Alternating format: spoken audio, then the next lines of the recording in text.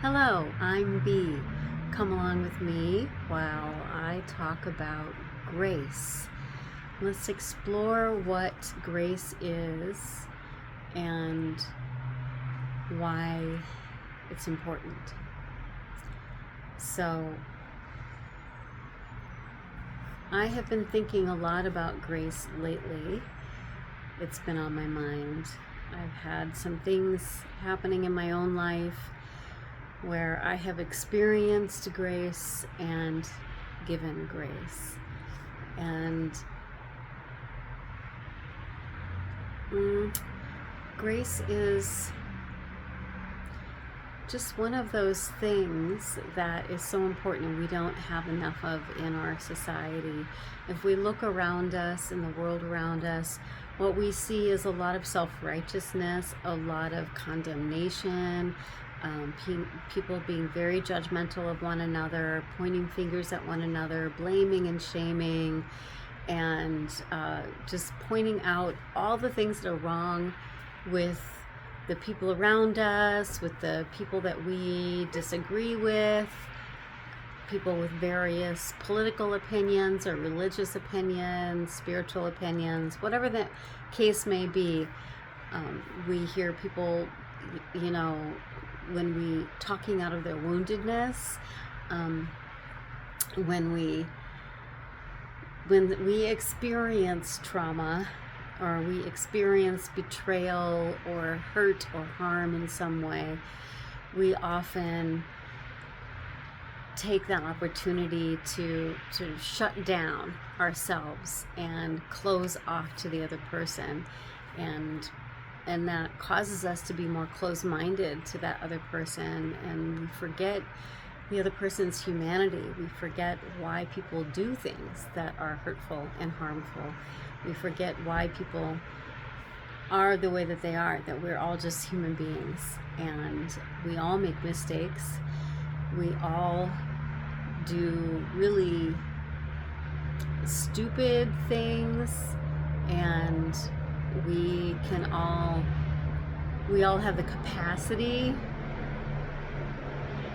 to be absolute jerks to one another and to others, and especially when we're living behind a screen, especially when we're using social media, we're online, we're living on a screen, so we're typing away or whatever it is that we're doing, where we're not face to face, person to person, heart to heart with somebody. It's much easier to be very condemning and self-righteous and get up on our high horse when we're behind the screen. It's so easy because we don't see the impact that we're having on other people, and that is really unfortunate because we all have an impact. Our words have an impact on one another, and I think it's important for us to endeavor to build each other up rather than break each other down, even when we very strongly disagree with one another, even when we think that someone is our opponent, or they, where we are diametrically opposed to one another. So we can see this in our society today, where people are very polarized, and this polarization is, I don't think it's accidental. I think it's quite purposeful, that there are principalities in high places that are endeavoring to keep us at each other's throats, and to keep us focused on our differences, and to keep our primal responses activated, so that we're not resting in a state of grace and able to give that grace to other people or experience that grace from other people. And that's one of the gifts that we get when we give our lives to Jesus. We receive His grace. He's the the prime example of grace. Someone who came to the earth, he came here, took on flesh. So he took on flesh, and he walked on this earth and lived his life as an example of grace and graciousness and compassion and just the most beautiful and incredible love, as an example of how we can be. We can live with this kind of grace. We can embody this kind of compassion. We can embody this kind of love and walk in this kind of wisdom when we give ourselves to that path, when we become a disciple of Jesus, a student of Jesus, when we decide to get off our high horse and humble ourselves enough to become students of this wise man who is not walking the earth anymore. Obviously, he was crucified and then resurrected, and now is residing in heaven for a period of time. But he left with us the gift of the Holy Spirit, which is really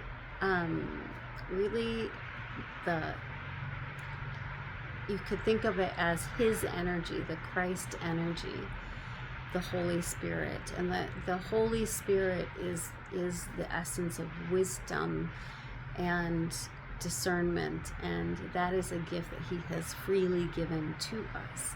And when we say yes to Jesus and embrace him fully and embrace his gift fully, then we can receive that wisdom, and it inhabits our minds and our hearts and enables us to discern and perceive the world around us in a new way. It gives us new eyes with which to see and new ears with which to hear, and the world becomes a new world to us when we accept that free gift that he has given to each and every one of us, if we will accept it. It's here for everybody, and it doesn't matter who you are. It doesn't matter the life you've lived, what you've done, where you've been. It doesn't matter how awful you've been as a person. None of that matters. As long as you say yes, then you are washed clean with his grace. And I have a little, I have something here. This is in the book of James, chapter 4, verse 6. But he gives us more and more grace through the power of the Holy Spirit to defy sin and live an obedient life that reflects both our faith and our gratitude for our salvation. Therefore it says, God is opposed to the proud and the haughty, but continually gives the gift of grace to the humble who turn away from self-righteousness. So essentially, I mean, that's really what I was just speaking about. It's one of the most beautiful things is that when we do say yes and accept the gift that Jesus has freely given, then that gift begins to flow and inhabit our lives and inhabit our hearts and our minds. And as I said already, we receive new eyes and new ears. We're able to see and hear differently than what we saw before, where we can perceive the world in a brand new way, and we begin to perceive ourselves in a brand new way. We begin to perceive our past in a brand new way, and our life choices. We can see more clearly how our life choices are either leading to well-being or leading to destruction, or contributing to the downfall of someone else perhaps. it's much easier to discern those things. And also we begin to, that perception, it along with that comes a change in our desire as well. Our desires also begin to be washed clean and renewed and restored, and we have brand new desires. I think a lot of people, one misconception that people have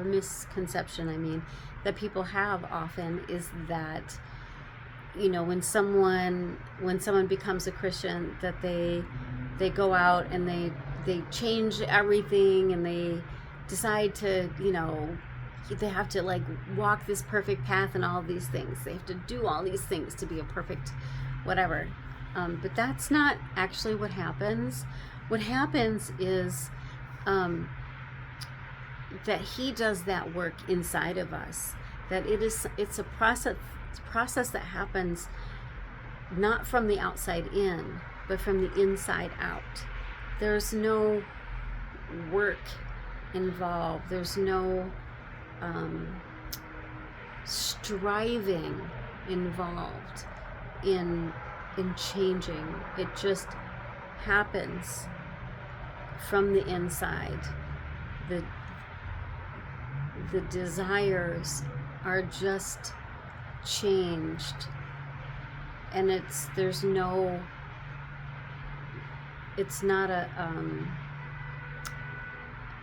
not something you have to try to do. It just happens. And there might be a difficulty with reconciling those changes with the people around you, and how your life currently is structured, and some of those things that need to change. And so the effort that you have to make, the steps you have to take to sort of walk that out might be a little challenging. But the reward far outweighs the challenge. It's difficult to describe how much it outweighs the challenge, because there's just no comparison. It's like apples and oranges. There's no way to compare the two, the before Jesus and the after Jesus. And his grace just covers everything. So it's not something that you have to strive to do or struggle to do. You don't need to like grin and bear it and put in all of this effort to make it happen. It's just something that does happen.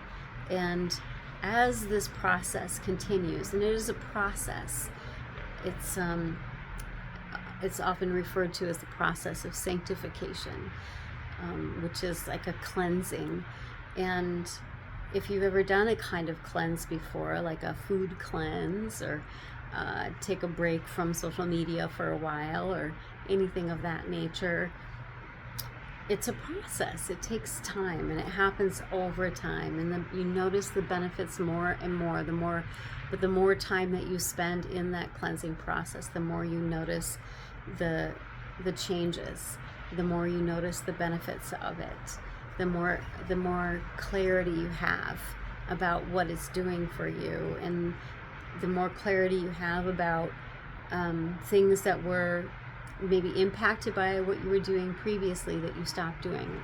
For example, if you quit coffee, or you quit smoking, or you quit drinking alcohol for a period of time, or anything that you kind of abstain from for a period of time, and then you realize after you've stopped doing it for a while, you know, for one day you might not notice a whole lot. A couple of days you're going to notice more. After a month, 2 months, that's when you really start to notice. And especially if you go back and you pick it back up again, then you really can tell the difference.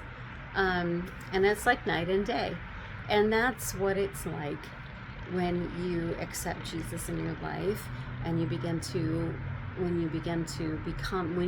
be his student, especially. So it's one thing to say yes to Jesus and say yes, I believe that you are Lord. I believe that you are God, and I accept you as God in my life. I accept you, that you died on the cross for me. I accept the forgiveness of my sins. I accept that grace from you. That's one thing. And then it's another thing to say, I want to be your student, and I want to study your word, and I want to learn from you directly.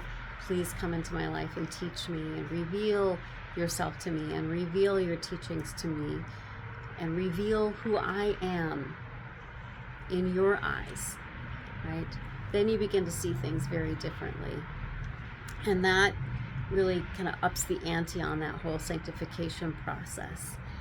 So, and when you're going through that process,